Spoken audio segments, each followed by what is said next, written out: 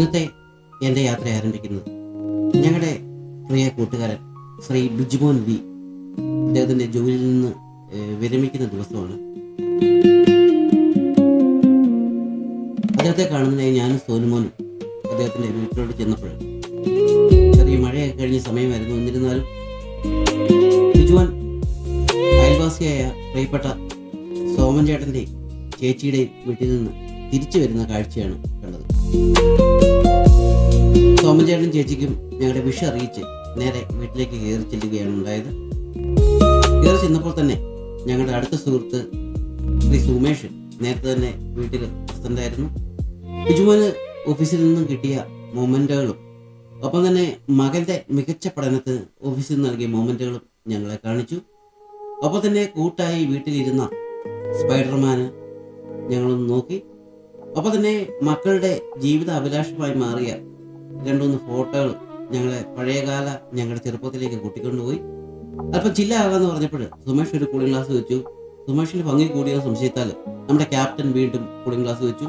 അദ്ദേഹത്തിന്റെയും 1-2 ഫോട്ടോകളൊക്കെ എടുത്തു. ഒപ്പം തന്നെ വീട്ടിൽ തൂക്കിയിട്ട ചില കരവിരുതുകൾ ഒന്ന് കാണുന്നതിനും കൂടി സമയം ഉപയോഗിച്ചു.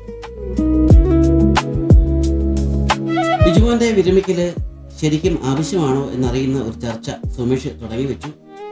സോനുമോൻ അതിന് ആക്കം കൂട്ടുന്നതിന് വളരെയധികം കാര്യങ്ങൾ പറഞ്ഞാലും അതൊന്നും ശരിയാകാത്തതുകൊണ്ടാണോ ശരിയായിട്ടാണോ എന്നറിയില്ല, ബിജുമോനെ കൂടെ ആ ചർച്ചയിലേക്ക് ക്ഷണിച്ചു. ഈ പറയുന്നത് എന്താണെന്ന് വെച്ചാൽ, എത്ര നീളത്തിലും ചതുരത്തിലും പോയാലും വട്ടമാണ് ജീവിതം.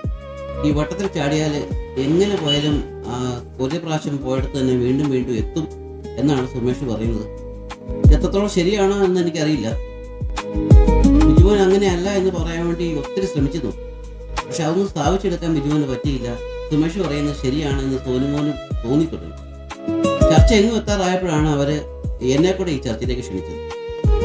ഇങ്ങനെ പോരാ, ചതുരമല്ല ജീവിതം, വട്ടമാണ് എന്ന് സുമേഷ് പറയുമ്പോൾ അത് ചതുരമാക്കിയാലോ അല്ലെങ്കിൽ നീളത്തിലാക്കിയാലോ എന്നൊക്കെ ഞാനും ബിജുമോനും ആകുന്നു പറഞ്ഞു നോക്കി. പക്ഷെ സുമേഷ് ഒരു തരത്തിലും ഞങ്ങളുടെ ചർച്ചകൾക്ക് ഒരു അവസരവും തന്നില്ല. ചർച്ച അങ്ങനെ നീണ്ടു പൊക്കൊണ്ടേയിരുന്നു.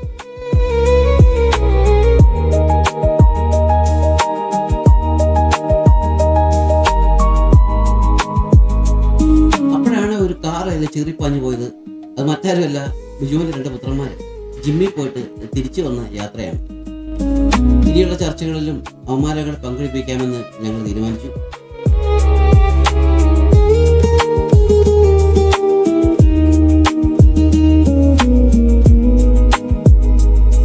ജിമ്മിൽ പോയ അവന്മാര് ഒരു ട്രേ മുട്ടയായിട്ടാണ് തിരിച്ചെത്തിയത്. ഞങ്ങളെ കണ്ടപ്പോൾ ചെറിയ നാണത്തോടെയാണെങ്കിലും അവന്മാര് വീടിനുള്ളിലേക്ക് കയറി വന്നു.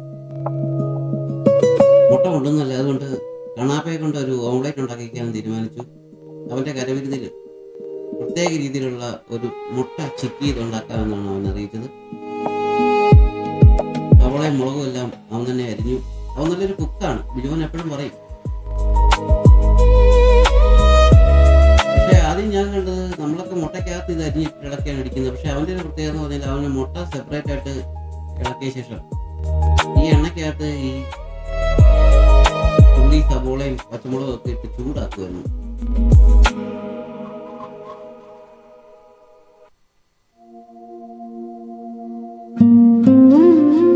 ഞാൻ അവനോട് ചോദിച്ചു, ചേട്ടാ ഇത് ഓംലേറ്റിനകത്ത് ഇട്ടടിക്കേണ്ട സാധനമല്ല. അപ്പം ചേട്ടാ ഇങ്ങനെ ഉണ്ടാക്കിയാൽ ഭയങ്കര രുചിയെന്ന് തോന്നുന്നു. ശരിയായിരുന്നു കേട്ടോ. This stint low-key changed how my entire makeup looks. I started using it as a blush because I liked the shade.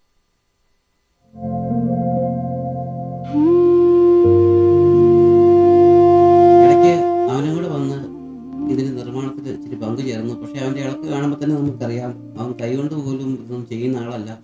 പ്രിയപ്പെട്ട കണ്ണാപ്പയെ ഉപയോഗിച്ച് ഭക്ഷണം ഉണ്ടാക്കി തിന്നുന്ന ഒരാൾ മാത്രമാണ് അവരെന്ന് നമുക്ക് ഇത് ഇളക്കുമ്പോൾ മനസ്സിലായില്ലേ. കണ്ണാപ്പ കൊണ്ട് തന്നെ ആയുധം തിരിച്ചു മേടിച്ചു.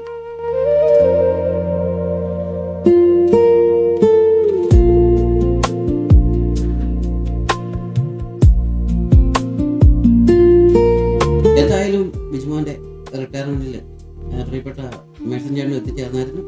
ഞങ്ങളെല്ലാവരും സന്തോഷത്തോടെ ആ റിട്ടയർമെന്റിൽ പങ്കെടുത്ത് രാത്രിയോടുകൂടി തിരികെ വീട്ടിൽ പോന്നു. ബിജുമോൻ ശുഭദിനം.